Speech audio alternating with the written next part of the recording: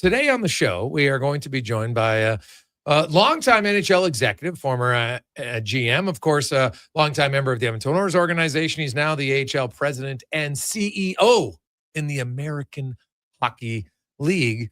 As our big guest of the day is brought to you by the Spruce Grove Saints and BCHL. Everybody's into the playoffs right now, and it is awesome. You want to get your tickets, sgsaints.ca. Get your playoff tickets right now, sgsaints.ca, and should be a lot of fun as we are joined by Scott Howson. Scott, long time no chat, man. How you doing? I'm good. How's everything there in Oilerland? Well, you know what? They've won 4 in a row for the first time this year, so Oiler fans are quite excited that things are looking up, and even the players admit that, hey, you know what? We didn't have our best game, but most of the year, but they've seemed to kind of figure out like, playoffs are right around the corner. I think we're going to buckle down, and they've done that so far. So as you know, being in the organization as long as you were, it's a pretty intense town. It's a pretty excitable town when the playoffs hit. It is, and it's great, and we love to see it. And there is, I guess there's negatives and positives to that, but I would say it's certainly skews to the positive side. Definitely. Scott, you were in the NHL for a long time in various different management roles, obviously GM and assistant GM and cap all lots of different things. Now you're the president and CEO of an entire league in the American League. Do you miss it all being part of one franchise? Because you're like, I'm assuming as the president of like, you just cheer for the success of the league, but you don't get like emotionally connected to one team. You're exactly right. I think I would say I've been in this job for 6 years now, and initially I did miss being with the team, but that's sort of faded now, and I really like what I'm doing, and I like building our league and making it better, and really, you know, our league is built on a development brand pillar that we develop our players for the NHL. We develop coaches, we develop officials too, and executive staff, but that's what we do. And I'm very happy to be overseeing that and making sure we're serving that purpose very well. Awesome. We got lots to discuss, Scott. So we just actually had Ryan Holt on talking about the Condors, and I love the playoff format, especially in the Pacific, where so the first place team gets a bye. It's a best of 3. The second place team automatically is going to have the first 3 games at home. That's their advantage of being the next highest team. And then, 3, 4 will get to decide if they want game 1 at home or games 2 and 3 at home. What kind of walk us through when why you guys decided that was the right format? Well, we have unbalanced divisions. So we have the Pacific Division that started, and I was part of it when I was in the Oilers organization. It was 5 teams. Mm-hmm. It was San Jose, LA, Anaheim, Calgary, and Edmonton that wanted a more development model. And so 5 teams, basically a bus league, played less games than the other teams in the league. And but the law of unintended consequences, all the other Western Conference-based teams thought this is a pretty good idea. We can get our AHL team closer. So we had 5 more teams come in. So that really led us to a 10-team division. And the other divisions are only 7, 8, and 8. Or 7, 7, and 8, sorry. So what really happened was as this division grew and we had this disparity in games, at one point, you might remember the Pacific Division only played 68 games. Everybody was playing 76. So as part of the compromise, everyone went to 72, and we increased the teams in the playoffs. And the Pacific Division was adamant about they wanted, and really our whole league was, they wanted more meaningful games for the young players. Yep. And we're accomplishing that. So 7 teams make the playoffs. We have this quick mini round, high intense mini round. That's a best of 3 with 6 of the teams in the Pacific. And at the end of the day, we get down to 16 teams, the traditional 16 teams after a week of the playoffs. We have 23 teams make it. We have a bunch of these mini series. Then we get to 16, and then we go sort of a normal playoff format cadence. Okay. And even the idea of, number 2 in the Pacific is going to they get all 3 games at home regardless. But even if Colorado had finished somewhere else because of travel, if they were the higher seed, they would automatically get it. So there are, people can look at this and say, wow, it's not fair for everybody. But it seems like Scott, you guys have actually had a very common sense approach that sometimes not everything has to be even because geography isn't even. Well, geography isn't even, and the costs in our league of going back and forth from a Colorado to a Bakersfield would be enormous. So we do that in our other divisions too. There's just not this great distance disparity that we have in the Pacific Division. So if you're, I think it's if you're over 350 miles apart, then the mini round anyways stays in one place. Scott, the as the growth of the league, you've looked up at, and now I think you've got what 17. You got 32 teams in the league. Obviously, if the NHL expands, then the AHL would expand. But has there been any talk of changing anything else on a league-wide level, or do you think the league's in a pretty good spot right now? Excluding, we'll get to the 19-year-olds in a second, but I'm talking, games played, formats, anything like that changing? No, our big change was this playoff format and getting it. When I first got the job, I told the search committee, I said, we're going to get to an even number of games for everybody. I hated it. 68, 76. You get the same money to play 68 that you get to 76. You get to go to California to play 68. Not fair for individual awards with the teams playing more games. The top goal scorer gets 8 more games to get more goals. So all those things. So I was pretty convinced we had to get to an even number of games. I didn't know it would happen so early in my tenure, but it did. So that was really the big change: a uniform schedule for everybody, and an increased playoff format so that the young players would get more meaningful games. Now, speaking of the young players, and I've watched the American League for a long time, and I've seen a lot of players that, they come out of the WHL at 19, then they go into the AHL at 20, and it's hard as 20-year-olds. And the rule is going to be put in place now that teams can send down a 19-year-old player if they choose to go play. You've covered the league. I'm sure you look at all the numbers. Like, I don't know if this is going to lead to like 32 19-year-olds being in. I think it's going to be very select. What do you think is going to happen with that new rule change? Well, I don't know all the details of the rule. My understanding is it's only going to be first-round picks. Yeah. And it's only going to be 19-year-olds. So during COVID, we had 2 or 3 18-year-old players in our league because, as you know, a couple of the junior leagues weren't playing. So I agree with you. I think it's going to be, if I handicapped it, it'd be 5 to 10 a year. I think the NHL teams really want the option to control the development of the players. And I go back to my earlier days. We had a player you all know, Ales Hemsky. We kept him as a 19-year-old. Probably wasn't quite ready for the NHL. And it would have been good to have the American League option for Ales for the first half of the season. So I think it's going to benefit those players, those select few that have outgrown junior. And the problem is with the player like that is you're going to get the same player back 12 months later. He's going to do all the same bad things that he does in junior in terms of habits, ice time. The coach won't pull him off the ice, and he's going to have to learn again in 12 months. So, this gets you a head start on that development curve. That's what I believe anyways. Sorry, guys. I got cold from my travels to Russia, but Scott, I had this debate with Jim Neal a number of years ago over Thomas Tatar, and he really wanted to send him to junior. But Thomas had played in the men's league in Slovakia.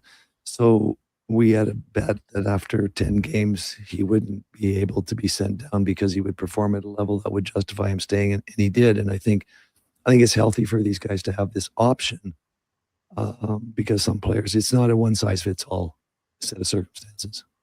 Yeah, I agree, Rich. There's players that just won't benefit from junior hockey another year.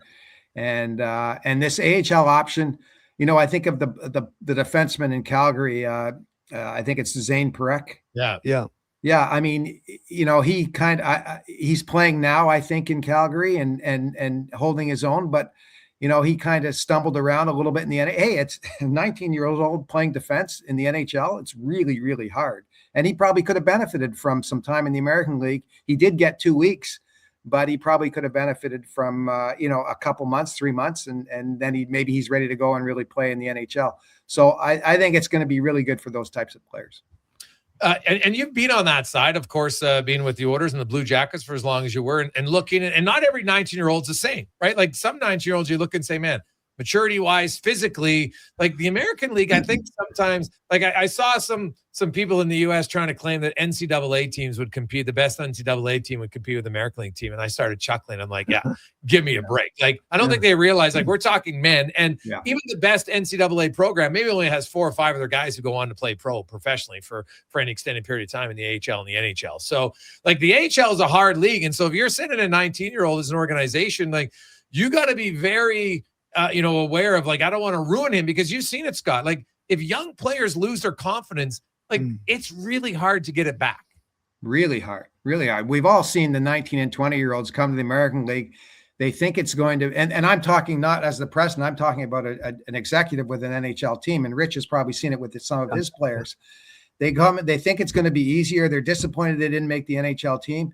And they're lost for 2 or 3 months. Like, they are completely lost. I had a good conversation with a player that you might remember, Kyle Okposo, who was, I was with him in the Four Nations tournament. He was with the PHPA, or the NHLPA. And I was talking to him, and he had the best line. You said it. I said, oh yeah. I told him what I did. And he says, oh yeah, the American League, that's a man's league.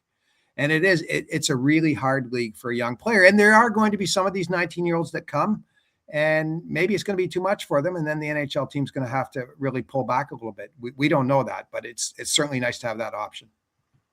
Yeah. Scott Howson joins us. We're going to take our first break, Scott. When we come back, we're going to talk now about the business of the American League and, the challenges of it, the success stories, and more on the Gregor Show, presented by PlayAlberta.ca. Our guest today in the business of sport is the president and CEO of the American Hockey League. Of course, former longtime NHL management GM in the NHL, Scott Howson, of course, with the Oilers for a long time, then the Columbus Blue Jackets. And Scott, thanks so much. I want to get into kind of the business of the American League. So when you left the NHL and you took that job, and so you've now been on the job for 6 years, what was the biggest challenge that you've incurred in your 6 years as a president of the AHL? Well, there's challenges that come up every day, and there's always fires to put out. I go back, probably the biggest challenge was getting everybody on the same page with schedule format and schedule, number of games played, and then the playoff format. That was probably the biggest challenge. I think in any job, you sort of have a idea of it from the outside, but until you sit in the chair and until you get inside the walls, and that took me a year or two to get comfortable and figure out the league. There'd people I'd been a member of the American League Board of Governors for a long time. There's lots of people that have been in the league a long time, and they know a lot about the league. And I was just getting my feet wet. So that, sort of that initial period of figuring out the process, how I want the process to work. Those things were challenging for sure, but that's what makes the job fun. Now, Scott, you, of course, when you're an assistant GM in the NHL, lots of times you can be some of the guys are the GMs or the GM of an American League team. And you were that going back to the Cape Breton days and such. So I think you understand. But when you're the president and CEO of the American League, like, how much influence does the NHL have, or do they kind of leave it to the GMs of the respective AHL teams to kind of speak on their behalf? How does that work?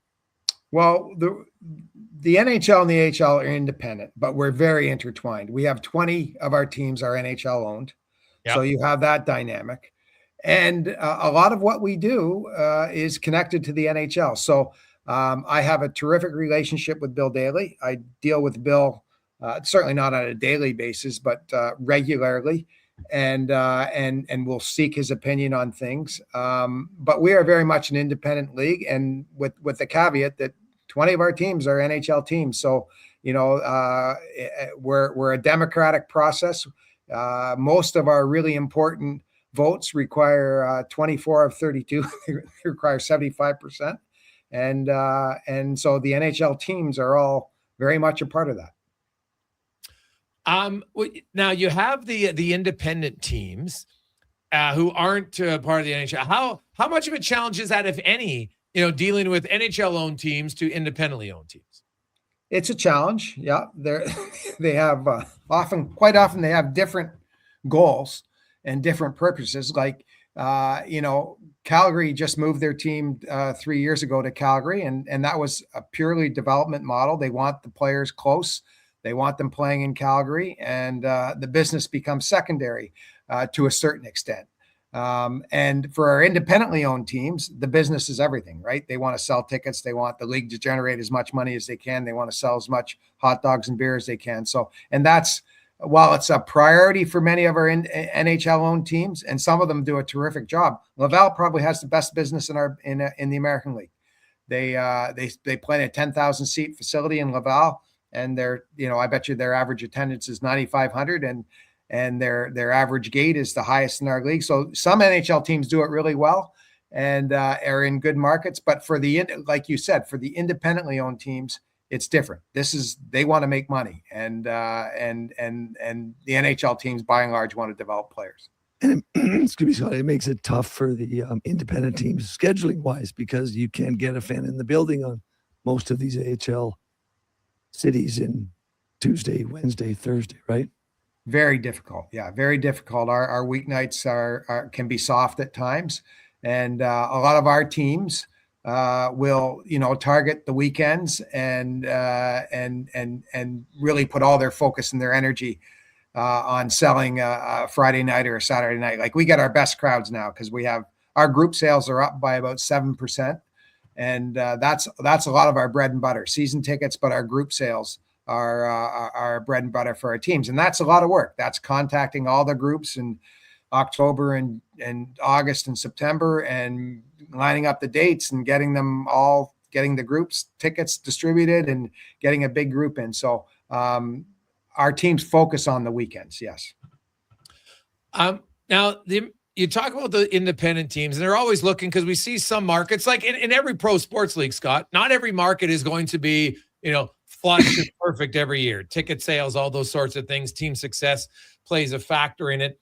How closely do you watch some of the ECHL markets and think that some of those markets could be viable options for the American League? There's some ECHL markets that are very successful. Now, Really granted, their costs are a little bit less, but so I don't know if it would just be a straight across the board switch. But how often do you look at that?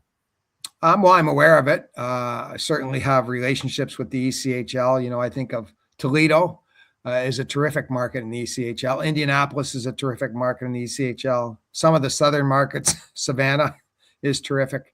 Got off to a great start. So yeah, we're aware of it, but by and large, the teams dictate where they want to play. The league doesn't start placing teams around, and we've been pretty stable. This league has had a lot of movement over the last 30 years. I mean, we used to be a 15-team New England league with Atlantic Canada, right? You guys remember that? 100%. Yeah. And now we're across both, ocean to ocean on in the States, and then across all the provinces in Canada. It's a different league now. So our teams dictate where the market is that they want to go.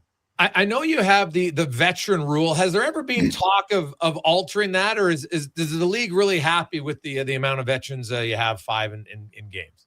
Well, we just went through a negotiation with the PHPA on a new collective bargaining agreement. Just completed a collective bargaining agreement, a 5-year agreement, and that was the topic of discussion because the players on their executive committee are all older players, and they want us to loosen it up. We did have a very slight loosening of it as we move into next year, but it's still it's 12-6. You have to dress 12 skaters that are under 260 pro games.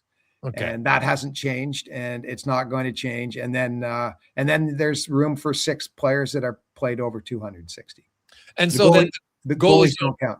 Yeah, goalies don't count. Yeah, okay. So, which I do understand that. Like, rarely do 2 teams, there's not a lot of teams that are going to run with 2 rookies anyway. Usually you want your number 3 goalie in your NHL system is somebody that you feel, if we're 1 injury away, boom, that guy's got to have experience to come up. So that makes sense. Well, look what's happened to the Oilers this year. Like, they brought Ingram into Bakersfield, and now I think he's the number 1 goalie in Edmonton as we speak right now. Yeah. And I find a lot of the NHL teams, just to go on with your point, they need a veteran as their 3rd goalie. Yes. Michael DiPietro is a great example in Providence. He's lit up our league for 2 years now. He's on a one-way deal. He got I think a 2-year one-way deal from Boston because they wanted insurance, because we know how fragile and valuable that position is. So Scott Howson joins us, president and CEO of the American Hockey League, today on the Business of Sports. And now, Scott, is there any now the minor change you said for the league in the agreement? What's the minor tweak for veterans next year? What's the minor tweak? Well, it used to be, it's still the 12 skaters, and then it used to be 5 over 260, and then you could have another one over 260, but he couldn't have played 320. So there was really 12 to 260, 1 to 320, and then 5 unlimited. And we've eliminated that 320. So now it's just 6 unlimited. A very slight tweak to it. Talking to our general managers, our assistant, many of the NHL assistant general managers are the general managers in our league. Yeah. And everyone thought that was a give we could give to the players. It was very important to the players. They fought hard for something to give on the development role. Well, you look at the American League, and I always kind of chuckle at some people who scoff and look down at the American League. And usually I'm like those people. I'm like, I don't think you have any idea what you're talking about. If you, like, the American League is hard, and you know what? Like, there's lots of players who can become a real big part of an organization in that community. And you can make a really good living. Like, there's lots of guys on one-way deals in the American League. There's lots of guys, on making $600K. Not that money's everything, but it definitely helps in life. And so you can look and say, hey, do I want to be in the NHL? Yeah, but I'm in a pretty good situation. And I know Rich will get you to talk about that as an agent, but the AHL has become much more of a league where you can have a really good career, Scott, and be very proud of being somebody who lasts that long. Like you mentioned, Seth Griffiths the other day just played, I think it was like 800 games in the American League. That's a lot of games. Yeah, and Seth has found his home right in Bakersfield, and probably going to play 7, 8, 9 years there. Those veterans, and Rich can speak to this too, those veterans are just, crucial for development for the young players. The young players need the help. They need the guidance. And it can't just come from the coach. It can't just come from the agent. It's got to come from their peers. And when you have good veterans, it just aids your development so much. No, it's really true. Geez, I'm losing it here, but it's it's essential. I mean, we see it in the NHL level. No culture in Vancouver, no culture in Toronto. It was interesting to me. I won't say the team or the players, but one of my clients was traded to another NHL team who had 2 pretty good NHL players, leadership group. And he said he was just surprised at how hard the veteran leadership in this new NHL team worked compared to the one he left. And when your 2 best players at any level aren't leaders, aren't working hard, you're screwed to start with, right? Culture is so critically important, and if it's you don't have that in the leadership group, I still remember when Barry Trotz told me the story the night he sat Alex Ovechkin, made him a healthy scratch because Alex missed a meeting, and he said to Alex, you're not playing tonight. You have 2 choices. One is you can go call Ted, the owner. Ted might tell me to put you back in. He's the boss. Or you can take it like a man. And Ovi sat in the press box, and Barry said, that's the night we won the Stanley Cup. Because everybody here knew the rules applied to everybody. And you need that kind of leadership group that will keep people accountable. Yeah, and if you don't have it, you put the coach especially in the American League, put the coach in a really difficult spot. Because if you don't win over your veterans and have them on the same page, it's going to go through the whole team. And it's incredibly valuable to AHL teams and NHL teams to have the right leadership and group in place. Scott, I think your background and you talked about how you kind of got over that emotional, the divorce of not being part of an individual team, and now you're past that. But you don't forget the important part of what makes a successful organization. So as the president of the league, if you see an organization that isn't, or you hear some rumblings about things, do you as a president, do you talk to the GM or the owner about that to say, hey, how can we help this become a better situation? Does a president of a league do that? Well, we're always ready to help, but we're more helping on the business side. I wouldn't get involved if I see something on the hockey side or whatever. I mean, hockey's my strength, and I'm very proud of what we've done on the hockey side so far, because I really believe the product is everything, and we have a terrific product. It's affordable. It's really important in their communities, but really we're there to help them on the business side. We have a whole department called Team Business Services. modeled after Teambo in the NBA. And it's all about helping each team in their market, sharing best practices, giving them analytic information to help them succeed in their market. Now, as the president of the league, like I know the NHL has a lot to say when it comes to rules for your league, but do you have ultimately, like if you looked and said, you know what, we want to try, something different. We want to put over and back and into our overtime because we don't want it in our 3-on-3. Can you do that, or do you have to get work in conjunction with the NHL? We could do it if we wanted to, but most of our rules our rule changes or test rules come from the NHL. We started visors, for example. We mandated visors. That didn't come from the NHL, but we started that, and then it trickled up. We started neck protection, and now the NHL's sort of grandfathered in neck protection. So we can do that, but any of the sort of on-ice rules, they would probably more than likely come from the NHL suggestions. Hey, we want to try this, and we'd be open to trying it as long as it doesn't, affect the competitive integrity of our game. Okay. Now I know that you are a separate entity like the NHL, but you're very much intertwined. Is it very similar with you and the ECHL then? Not as tight because our teams all have affiliations with. All but two, I think, have affiliations with these CHL teams, but they're not full affiliations. They're 6, 5, 4, 7 players. The NHL is different because every player in the AHL is chosen or signed by, even if they've signed just an AHL contract as opposed to an NHL contract, they are signed by a decision by the NHL team. So it's a little different there. Okay.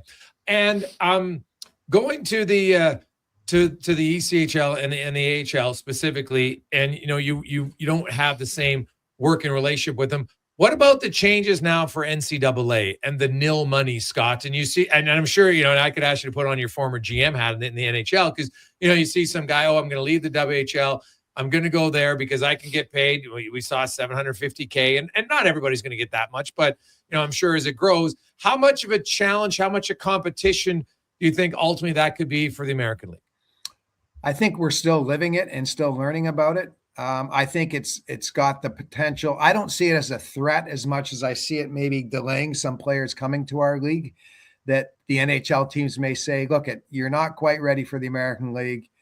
It'd be good to pull you out of junior and put you in North Dakota or Michigan or Boston College and let you play there for a year or two. So I don't think it's going to affect us too much, but it might delay some players coming in. But we're still, I had this conversation many times with Brian Ramsey of the PHPA, and is it a threat? Is it whatever? We just don't know. We're still living it, and I don't think anybody knows.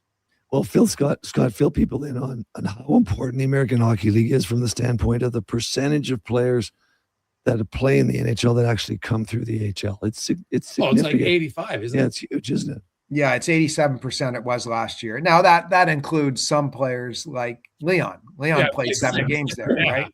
Yeah. But I think if you look at any NHL rosters, there's 87% of the players that came through the AHL at some point in time, and I would say well over half or 60% spent significant, even like Kucherov and Vasilevsky. They spent not significant time, but time that they needed, at least half a year in the AHL. So really important. Rich knows that the Connor McDavids of the world are few and far between that are ready to just hop out of junior or college and say, I'm here, Jonathan Taves, and I'm ready to play and contribute. It's a real hard league. Oh, God, yeah. Like I just look at a young player like Matt Savoy and how much better of an NHL rookie he is this year by being able to play all the minutes he played in the American League last year, play in every situation, penalty kill, power play. And because he was on the penalty kill, that allowed him to get into the lineup in the NHL and because it's hard to come in and be a top 6 forward in the NHL right out of where, like, I know there's, McDavid's and Celebrini, sure, but they're pretty damn rare for 95, 98% of the players. And, with that in mind, Scott, being a development league and working with the players and you have the rule book, what about from the business side of things on the American League? What have you implemented that you feel in your 6 years has really helped build the business side of the American League? Well, I mentioned the TBS department. That was something that when I got here 6 years ago, that the director retired, and I couldn't find anybody to replace him, and so that department sort of sat vacant for a while, and without leaders, and we were still trying to service our teams, and then we finally hired a woman named Courtney Prezan, and she's done a terrific job on that. On that side of it, the licensing side of it, we're selling jerseys. Our team sell a ton of jerseys, and we help facilitate that. We have a great deal with CCM that our teams really benefit from a cost standpoint in terms of purchasing equipment, and CCM benefits because they got a lot of branding in our league. So that relationship has really grown and been a strong part of our league too. But I do want to go back to Savoy, because I think he's a great example of what the American League can do, because I don't know Matt Savoy as a junior player. He probably was an offensive dynamo, never had to probably check very much. And then he gets to Edmonton, or he gets traded from Buffalo to Edmonton, and he looks at the Edmonton roster and he says, well, I'm not going to play in the first power play unit because I'm not going to replace any of those guys there. So how am I going to find a way? And part of his finding a way was learning to do things in the American Hockey League, and which he couldn't have done in the NHL. So yeah, he's a great example of and I also think it's a decision of the player. It shows his competitiveness, his will, that he said, okay, this is what I'm going to do. I'm going to become this player. And he's going to have a great NHL career now. Well, I love that you bring that up, Scott, because you lived it, being a GM in the American League, obviously an assistant GM in the National Hockey League. You want to develop players, but the players do have some say in their development, right? Like, you can be stubborn and you can go down to the American League and be like, I'm just going to be a scorer down here and I'm not going to work on my play away from the puck. Well, you're not going to be successful. But at the same time, you really have to nurture that as an organization and really as a league, right? Like, that's why you guys have the rules of the 12 and 6, because then you have more opportunities for young players. Yes. Because even in the American League, like, there's lots of 20-year-olds that come down that first year. And man, I'm sure you've lived it as a GM and assistant GM. And now even as a pres, you watch the league and you're, geez, this kid coming in here, wow, he's pretty highly, and a month into the season, he's got one goal and he kind of looks lost. Like, why do you think the American League is harder than a lot of the perception of, because I think a lot of people think, it's the American League, it's not that hard. And I'm like, dude, it is way harder. And I know the players say sometimes it can be scramblier at times because it's a younger league, but yeah. What is it about it, having been in both leagues for so long? What is it about the American League that makes it harder an adjustment than a lot of young players and maybe even fans think it should be? I think it's just the expectation. A lot of these younger players, in my view, think that they're going to be going to the NHL. They've been the top of the heap for a long time, and they think they're going to go to the NHL right away, and they don't, and they're very disappointed when they don't. They're very disappointed, and it takes them a while. I think it's a mindset thing, and they underestimate the league. They think, oh, I didn't make the NHL. Well, I'm going to rip up the American League. And then they get there, and there's a 30-year-old defenseman that's pushing them out of the way and whatnot. And then it's funny because you say, the 20-year-olds there with one goal, and your amateur scouts are saying, well, what are we doing here? The coach is terrible. He's not playing him enough because we drafted this kid and he's going to be a great player. And he's got one goal in his first 25 games in the American League. So it really takes everybody pulling on the same rope. The coach, the agent, and the player has to make the decision too. This is going to be hard. This is not easy. This is professional hockey. I'm always telling players that it's terrible. I'm always telling players, like, if you can get that 200-foot game figured out, you're competing for 9 jobs, maybe 12.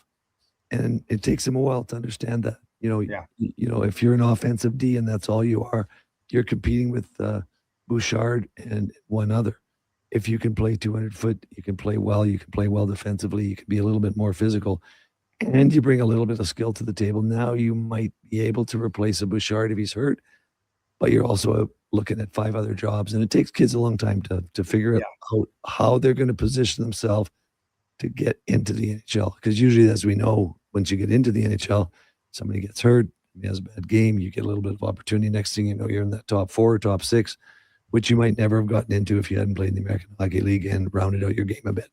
Yeah, and there's also a strength factor. These kids, Yeah. a lot of them have to get stronger, and you just get stronger, I think, by putting the work in first and foremost. But you get stronger by playing against stronger people, And learning how to manage and getting, right? you're getting leaned on by, you don't get leaned on like you do in the NHL or the American League, in the Western Hockey League or the Ontario Hockey League. You're playing against 17-year-olds and 16-year-olds there. You're playing against 30-year-olds who have a lot of strength, and so I think you just get stronger, and you learn how to adjust and handle that checking, because the checking's very different. Yeah. 100% it is. So, Scott, looking ahead now, what's the vision? I'm sure as a president and CEO of the American League, you're always looking, hey, we'd like to grow here. Where's, like, over the next 5 years, what's Scott Howson's vision and goal to make the American League even better? Well, first of all, to just keep our product strong and make sure we're serving what the NHL clubs need, because that's development's our main brand pillar. And as I mentioned, and that's what we do. But I would really like to see us grow our business, both at the team level. We came out of COVID. I think a lot of sports came out of COVID very strong, and nobody knew were people going to want to go back in arenas or football stadiums or baseball stadiums. Nobody knew. And I think a lot of sports businesses thrived, and we came out very strong for the first few years. Now we've had steady growth, and I'd like to pick up that growth a little bit in terms of ticket sales and corporate sales, and also find a way for the league to generate more revenue for our teams. We're always trying to do that. We don't have a national broadcast deal. We have a streaming deal.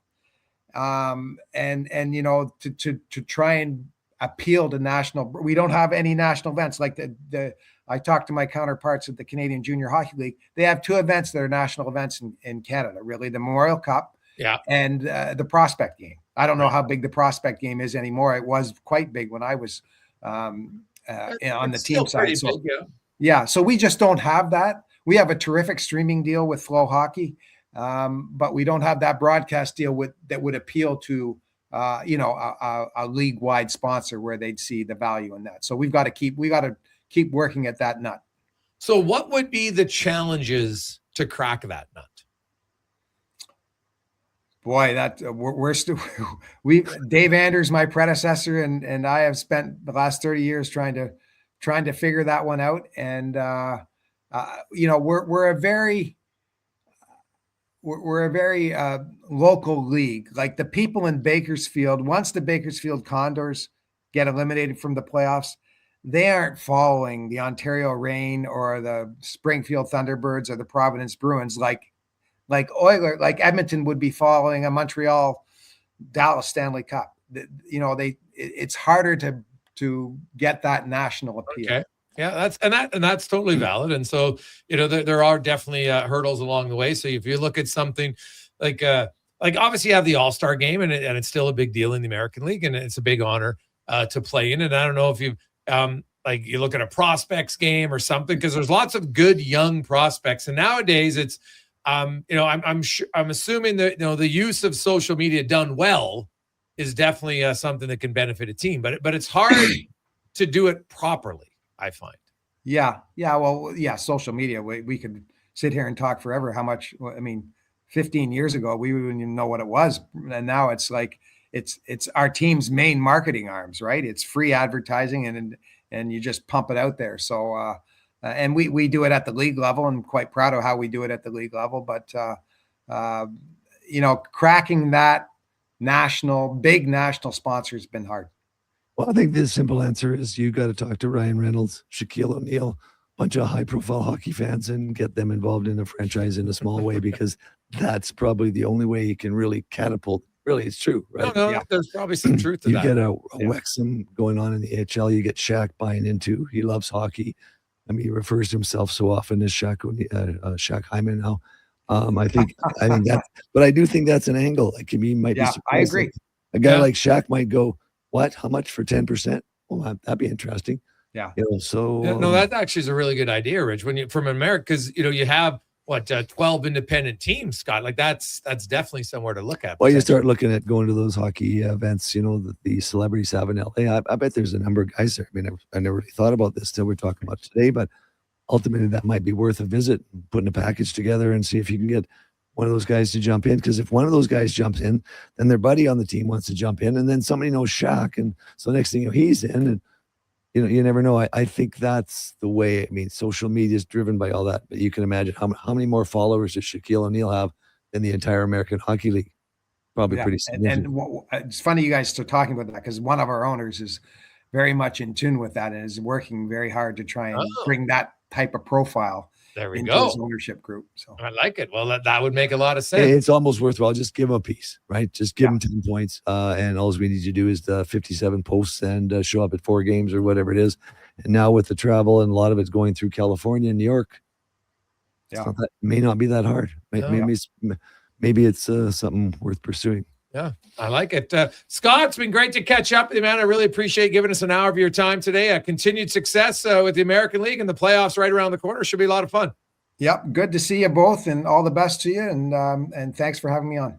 Yeah, thanks a lot, Scott. That's the president and CEO of the American Hockey League, Scott Howson, of course, a longtime NHL manager with the Oilers and the Columbus Blue Jackets. And Rich, obviously got a good idea. One of the owners is already walking down. So now we'll kind of see, because it makes a lot of sense. It's just exposure, and you get people talking about it. And the more people talk about it, they're like, hey, this is kind of fun. Like, look at the Savannah Bananas and what they've done, right? Like they're an independent team now that sells out stadiums. Like, you think about it. Because it's fun, but they sell it out because it's fun. Shaquille O'Neal buys a piece of the Bakersfield Condors.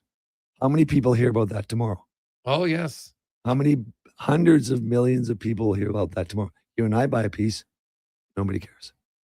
Yeah. Well, they should, but they wouldn't. You're well, totally right. Maybe in my case, I'm pretty high profile. Yeah. Well, they could hear you, right? Once you get healthy. Yeah, you can hear me, or as long as they could see me and not so orange as apparently I am on screen. No, it's all good, man.